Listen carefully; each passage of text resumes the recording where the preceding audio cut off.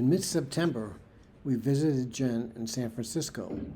Stunned to learn that I now have an allergy to cats, I managed to get through the first night, but the next evening I started wheezing heavily and had a very difficult time breathing.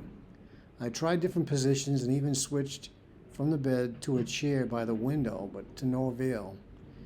Jan suggested I go to the hospital, but I was sure that a hotel room would be all that I needed. We ended up at the Marriott in the city center. On Friday, we headed right into the city. We hiked through Chinatown. I insisted on climbing Telegraph Hill over the protests of the girls, but the view from there was the most spectacular we saw during our stay.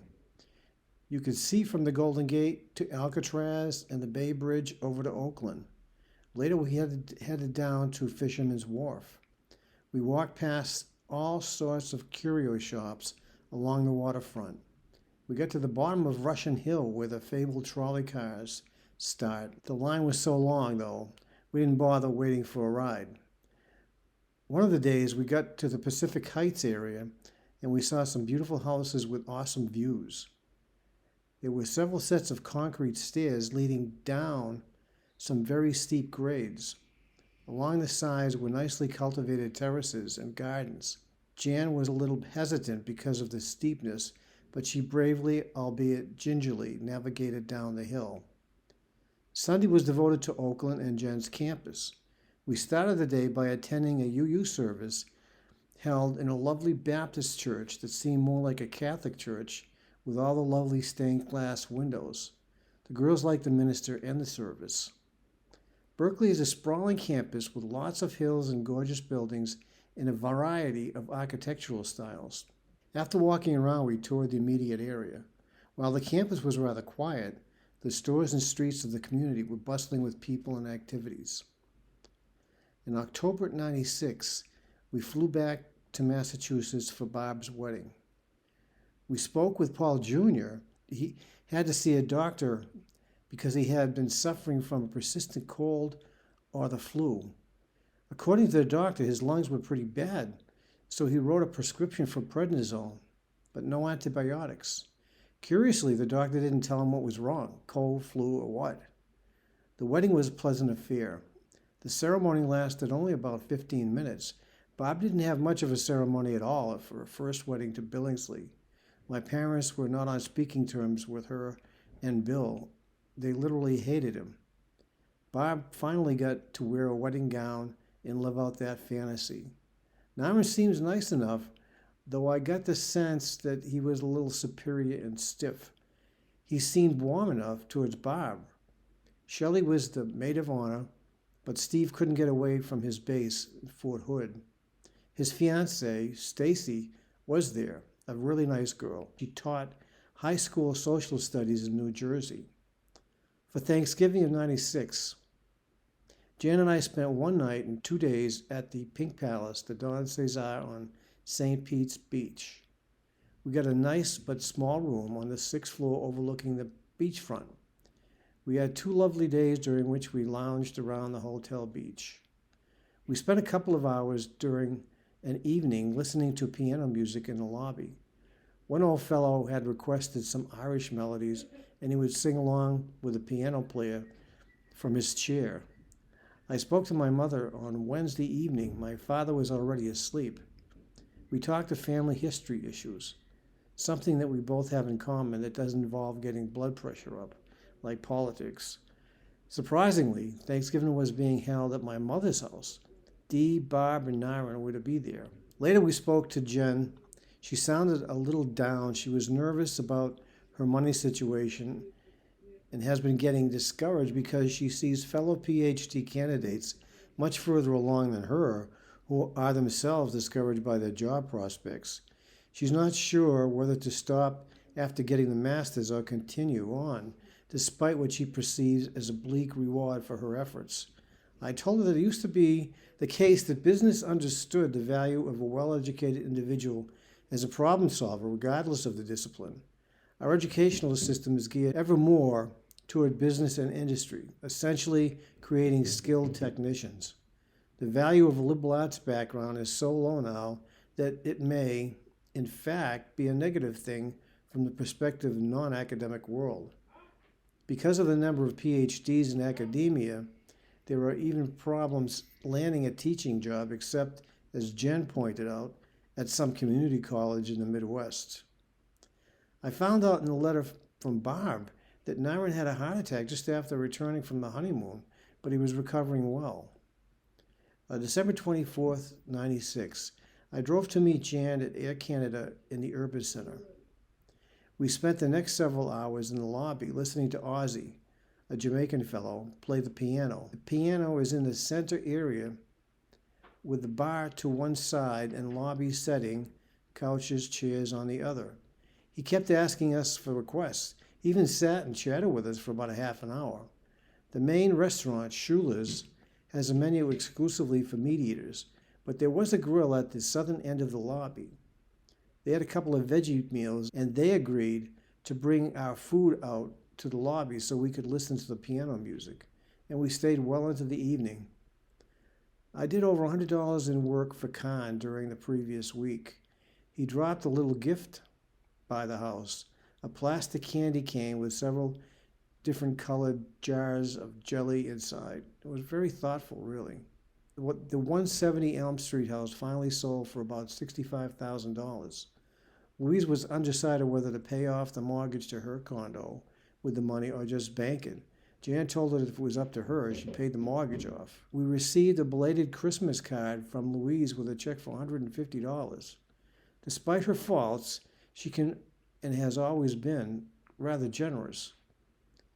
January 6, 97, I decided to sell the All-America stock and netted about $4,598. Jen came for a visit. We took the 3-hour drive to St. Augustine. We walked around most areas of the town, the old town, and did the Spanish Quarter tour, including the Leitner Museum.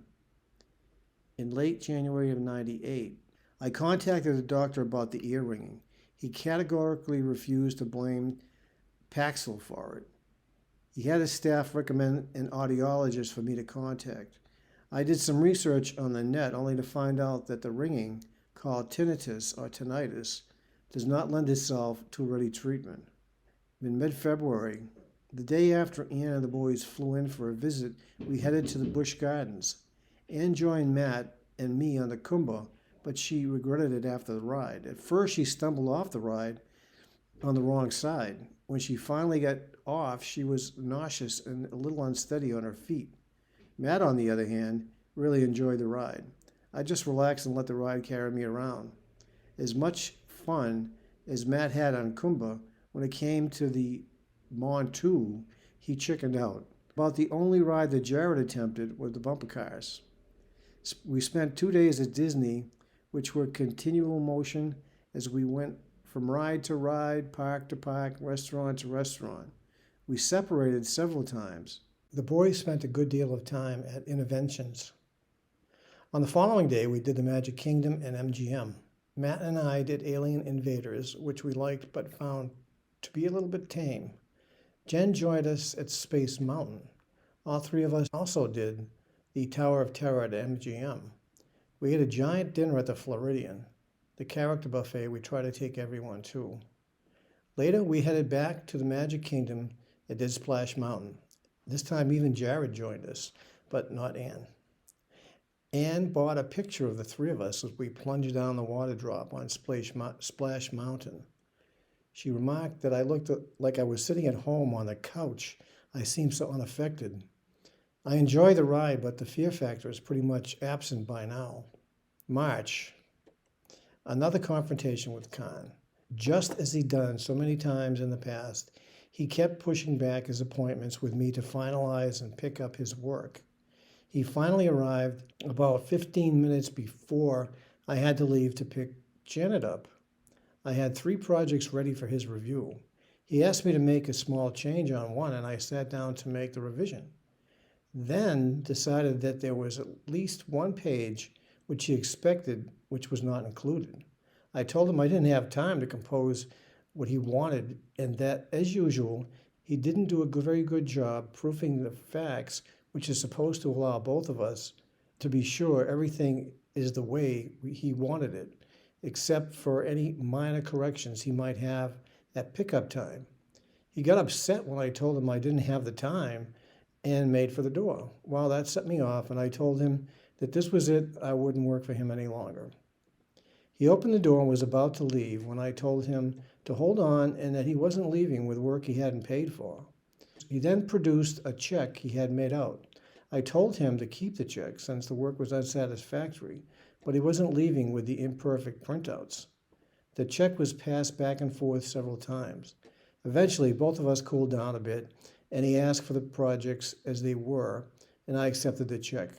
He said that he still wanted to work with me, but I told him to leave. My only source of income at that time was no more. Another example of my temper getting the better of me. Not totally unjustified, though.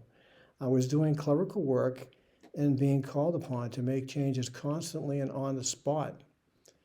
This would be better accomplished by hiring a permanent person, but that would have been much more expensive for his company. Actually, I think Connors was a decent fellow, but he could be very disorganized and demanding. On the 26th, the kids arranged a conference call. All four of us were on the line at the same time. Jen found out how to do it. They asked us to clear the calendar for around the 1st and 2nd of July. They wouldn't tell us what they had planned, but they were excited about doing something to celebrate our 25th wedding anniversary. We talked together for only a few minutes, and then Jen called back for a longer conversation with us. She's getting very frustrated with her program. She said that she knows all about what there is to be known about the lives of rich American children during the 19th century. She is concerned that she had no meaningful other life. She wanted a balance between academics and doing something in the real world. Late April, linked up with my boyhood friend, George, and his wife, Denise. It was great seeing them, and we had lots of time to talk. We also spent a good deal of time in the water with the kids. The kids were great. No trouble at all. Skinny little Paul was a real charmer. Apparently his father had left his mother, George's sister, when he was 9 months old, and only talks to him at Christmas time. The father lives in Florida, but there was no talk of contacting him while they were there. It also turned out that the parents of the two other kids were getting divorced. Denise told Jan that the mother served the father with divorce papers just before the kids were to leave with George and Denise, and it caused a great deal of confusion and upset. But they seemed to have had a good time while we were there, at least. George said the whole trip, including a 3-day cruise that would be starting in that afternoon, was costing them some $6,000. I am awed at their generosity. I took great pains to invite them to spend time with us as soon as they could. Early May of 1997, we were back at Mass in Hyannis. While eating at the restaurant, the kids decided to tell us what the 25th anniversary gift was, a night at the Grand Floridian. They wanted to do something that they knew we wouldn't do for ourselves. They wondered if we had guessed. I told them that their mom had come pretty close to the mark. During this visit, we went to the Registry of Deeds, where Jan and I signed the timeshare over to Paul, using a quitclaim document I had prepared. We ended up back in Rockland, and Paul showed us the notary's new home. It's only about 2 miles from where they currently lived, on a cul-de-sac off Salem Street. It had a Federalist look and was only about 4 years old. Apparently, the first owners paid over $200,000 for it. Paul took us to his shop in the old Wright Shoe Building. It's been renovated, and there are now several businesses that occupy the site. We met Paul's boss just before he was about to leave. He praised Paul and said how valuable he was. Paul gave us the cook's tour. I was most interested in what he was up to and asked quite a few questions, which Paul was eager to answer. I was impressed both with the workshop and Paul's duties. On May 6th, we were introduced to Bill Collins, Dee's boyfriend. He owned an older, unimproved home since he was 19. He was a 43-year-old divorcee. He seemed like a rather nice guy. He rented an apartment upstairs to a single woman who'd been there for years. I got the impression of a penny pincher. He related a story about how as a teenager along with his friend while working at a gas station. They had convinced the female customer that she needed to change the bad air in her tires, and they charged her a couple of bucks for doing the job. That's not something I would ever have done. I just think it's mean. I would never admit to that. This is really not the kind of story that makes for a good impression. On May 7th, we were in Worcester to visit my parents and then to Barb's for her birthday. My mother seems okay, but was still having difficulty breathing. During a recent doctor's visit, he told her that she had air in her lungs. I think he meant that there are stagnant areas in the lungs. He prescribed another pill. I would have thought that some kind of therapy might have been more appropriate. My father remarked that sometimes when he listens to her breathing, he wonders whether she's going to be able to draw another breath. At about 6 o'clock, we and my mother wouldn't go. She said she'd be too nervous. Headed to Barb's home in Paxton for her 48th birthday. We had a better time than we expected. Myron didn't come across as the know-it-all he can sometimes appear to be. As a matter of fact, during the previous several days, I had the feeling that I often monopolized or rambled on in my own conversation. Jan says that it's because I've been cooped up for too long. On June 1st, spoke to Jen on the phone. She talked to Louise the day before when Lou told her that the doctor wanted to do an operation to deal with her bladder problem. Lou admitted that the doctor read her the Riot Act, saying that he would not perform any operation unless she stopped smoking and lost 40 pounds. Jen said that Lou didn't feel either of these demands would be a problem for her. Jen decided to take the low-pressure job, paying $9 an hour at Nolo Press, while she kept her web page maintenance job 1 day a week. Later, Jen was to tell us that she was not entirely happy with the job at Nolo. It was too easy, but that's what she said she wanted. She still seemed to be in good spirits and is keeping busy with her friends. In June '97, I called my dad on Father's Day, but couldn't talk long because they were off to Barb's house for a cookout. I spoke to my mother briefly, and she sounded awful. Her breathing was really labored.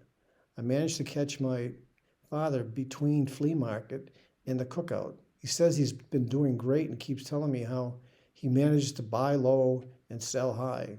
It's easy to tell he really enjoys the market. My mother doesn't go anymore. It's too much for her. Jen called me about 6 o'clock our time. Jan picked up the phone to speak. She said that this was a call to her daddy. She said that was because her mother always monopolizes the conversation. I made sure that she did get some time to speak with Jen before hanging up, though. She wasn't too insulted because she knows it's true. In Paul's phone call, he said besides his base salary, he gets paid overtime when he has to work on the weekend or go on a trip. His official salary is close to $30,000, and he says he expects to make over that with overtime, and he knows he'll be putting in. Also, within 3 years, he'll be getting 3 weeks of vacation. No retirement benefits, though. He still sounds very content with the job. Alicia is babysitting for his boss and may be doing some house cleaning for this summer. Paul also likes to talk about his boat going out in the ocean. They went out to one of the islands again. I was called a few days ago by SCT Corporation. The woman had found my resume on the net and was screening me as a possible candidate for a position to work with colleges on the installation of their software packages. It would have required a move to Tennessee. Case closed. For our 25th anniversary, we spent 2 nights staying at the Grand Floridian on Disney property in Orlando, courtesy of our children. It rained all the way to Disney from Tampa. We had lunch at the Seasons restaurant on the property. We mentioned that we were celebrating our 25th anniversary. A short time later, a black woman, Annette, came over to congratulate us. She asked for our names. She wanted to personalize a small cake that was presented to us unexpectedly after our meal. Our waiter brought the cake out. I called Annette over to the table and thanked her for her thoughtfulness, and I gave her a hug. Later that night, at the Floridian, we returned to a room with a picture autographed by Mickey and Minnie and congratulating us personally. There was also a commemorative plate with a retail value of about $25. Only Annette could have notified the Floridian. And later I wrote up a nice letter to thank her and try to get it to the people who will recognize her. On our return to the Floridian, one of the employees mentioned that the space shuttle Columbia was about to take off and that it could be seen from the outside. Suddenly rising out of the low cloud that obscured part of the launch, the vehicle could be seen with a bright yellow-red flame, trailed by a jagged smoke trail. After about 10 or 15 seconds or so, the shuttle was lost behind another cloud as it pitched off to the east and never reappeared. Our room was number 6326. It was on the third level of the building next to the main building. From the balcony of our room, you could see the pool area and the buildings across the way. The room was spacious with a king-size bed and a cathedral ceiling. We had a dinner reservation at the Park Fair restaurant, the Character Buffet. The meal, of course, was great. I had fish for the first time in about a year, baked salmon. After the meal, we headed to the boardwalk for an evening at the nightclub. We sauntered around the boardwalk and caught the fireworks at Epcot. I think it was the best, most uncrowded view of illuminations we've seen. Couldn't hear the music, though. We decided to go to the Dueling Piano Show. It was a combination comedy and music show. It was a lot of fun. The two pianos were set up on the stage in front of a large mirror so you could see the keyboarding. When we got back to the hotel, there was a message on the phone. Louise had called to congratulate us and offering to pay for a second night. She had previously made the same offer, and Jan had already said she'd rather not. After the breakfast the next day, we headed over to the village. After doing some window shopping, we walked past Planet Hollywood. Back at the Floridian, we spent the rest of the evening just enjoying the music, which alternated between a solo pianist and an orchestra playing on the balcony over the lobby. Shortly after we got there, there was a little fun event that involved identifying songs as the orchestra played notes. Jan won a small plastic Donald Duck for identifying a spoonful of sugar makes the medicine go down. When she came back, she said the Floridian had left us a bottle of champagne for our anniversary. Even though there is no official dance floor, we danced together for one song. The only couple to do that during the whole evening. Very uncharacteristic of Janet. She doesn't usually like to be in the spotlight like that. About 8:30, we walked to the dock where the boats from the Magic Kingdom stop, and we sat by the water's edge to watch the electric boat show and the 10 o'clock fireworks at the Kingdom across the water. We even caught a glimpse of the fireworks at Epcot and MGM in the distance. The electric boat show involved a parade of barges with lights in the shape of different creatures. The fireworks were neat. After returning home, we spoke to Jen for almost an hour. She still sounds very happy and energetic. Jen also called her mother to thank her. July 19th. Jen called and said she wasn't feeling all that great, and I had to get off the phone so she could talk to Janet about what was wrong. Janet later said that Jen had almost fainted at some point the previous day and that she was having some intestinal problems. She wrote an email a few days ago about having a problem with money this month. She had to come up with some $800 to pay school expenses. I told her that we would be happy to help if she was coming up short. I wrote out a check in the morning. I was not going to say anything to her about it. I wanted it to be a surprise. September 2nd, went to a job interview in the morning at Saddlebrook. Spoke with a Mr. Robinson, the principal. The interview went really well. We spoke for about an hour, and he gave us a tour of the facilities. There were only about 90 students in the entire school. It had just become private because of the change in the federal regulations. All the prior staff had to go back to the Tampa system. The body of students is made up of superior athletes who can benefit from the Saddlebrook sports facilities, especially in tennis and golf. All their computing equipment is Macintosh, which was a definite plus. Mr. Robinson wanted to know my educational philosophy, and it seemed to conform pretty much to the way they do things. They seem to make extensive use of computers. He said the salary would be about $24,000, and maybe more based on my experience and the MED. The exclusivity of the school is very attractive. The principal said that they only accept bright kids and that 100% of the grads go to college. I was offered the position and accepted. It lasted 2 days. The first day didn't go that badly. I finished the day with a sense that if I could just keep the students in line, that they would ultimately accept the routine and me. I understood there would be some boundary testing going on. I put in a great deal of time that weekend prepping for the history classes.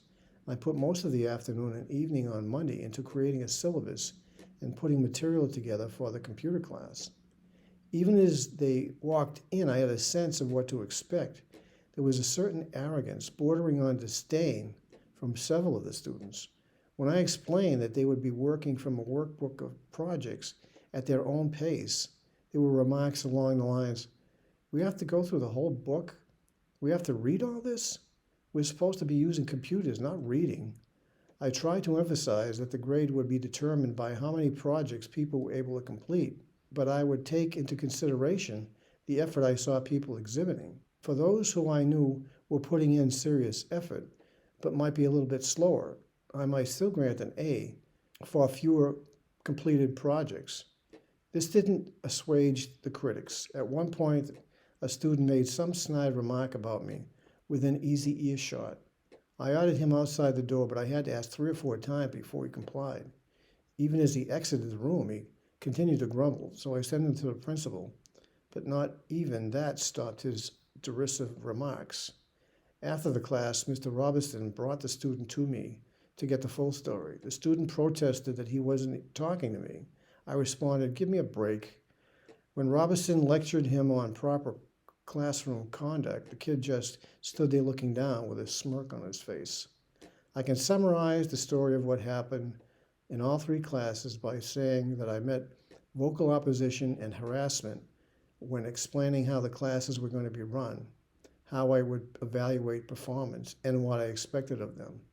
By the end of the day, I concluded that roughly half of every class was going to fight me every inch of the way, either from the point of view of the structure of the class or by way of discipline. At noon, I went to the principal and gave him a line about my arrhythmia kicking up for the first time in years and that I was going to go to the doctor's.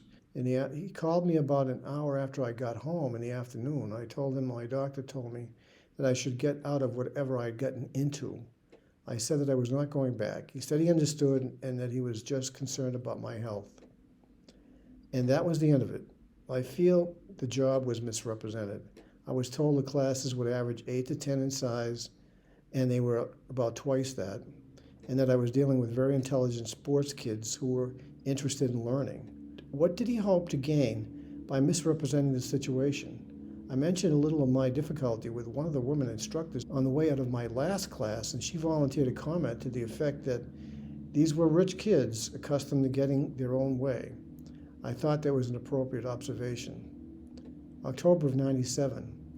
Back in Worcester, just me this time, when I arrived at Worcester Airport, after exiting the plane and walking around the terminal, my father was standing there waiting.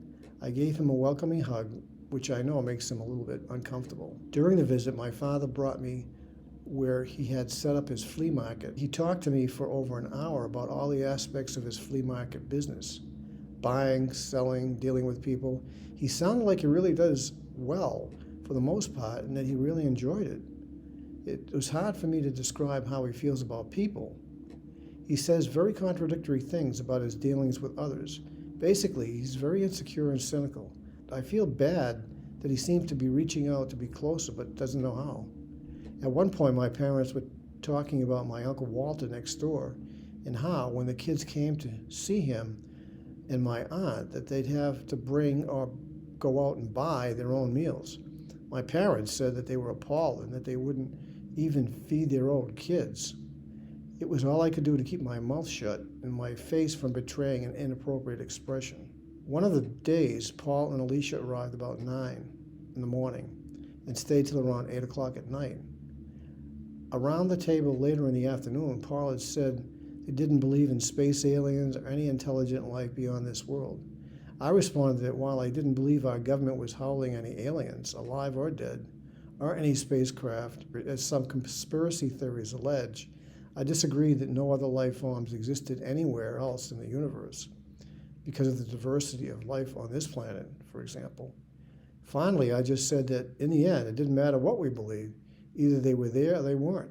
What we believed didn't matter a whit. It was a very satisfying visit, and I was sad to see them off. During the day, I was talking with my mother, who surprised me by saying that she wanted to go on a vacation trip with Dee, but that it was my father's insistence on wanting to do jury duty that was going to mess things up. She was very disappointed. She added that he never liked to go on vacations. Even when we were kids, he would always find excuses not to go.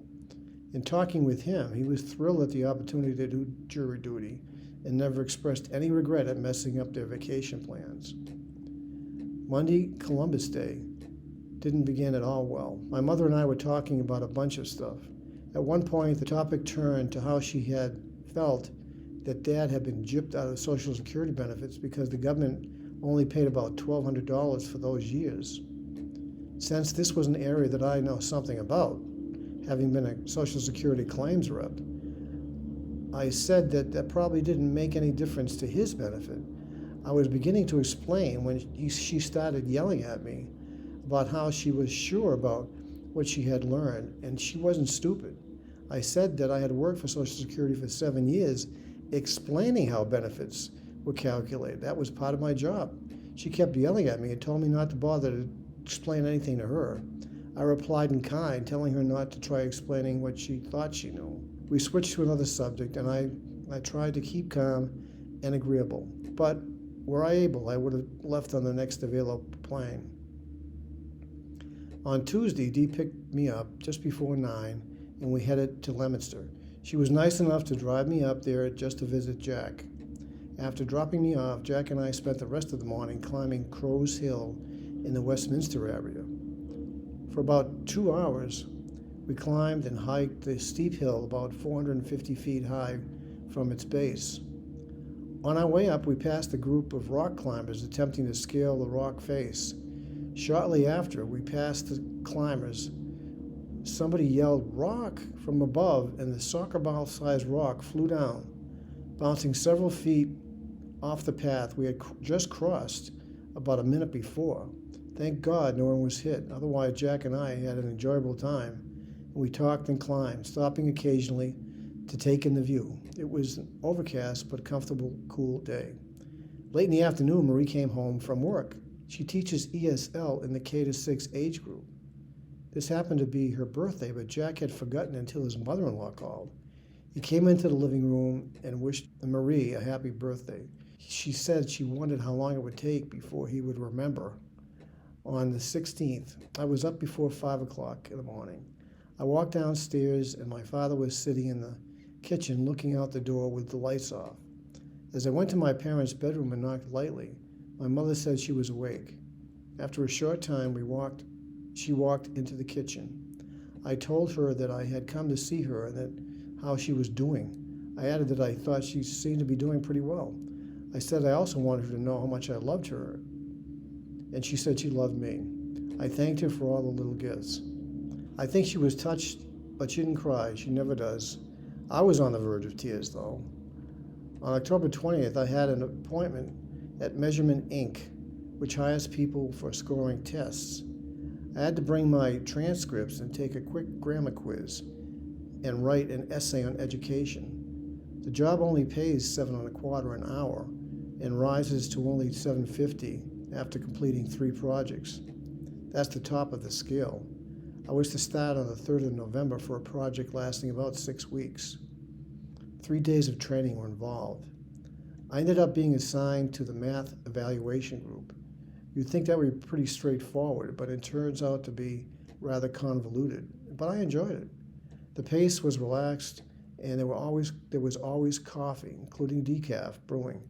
The supervisors were responsive and not condescending. The process was highly organized. Each packet contained 20 groups of 8 math questions.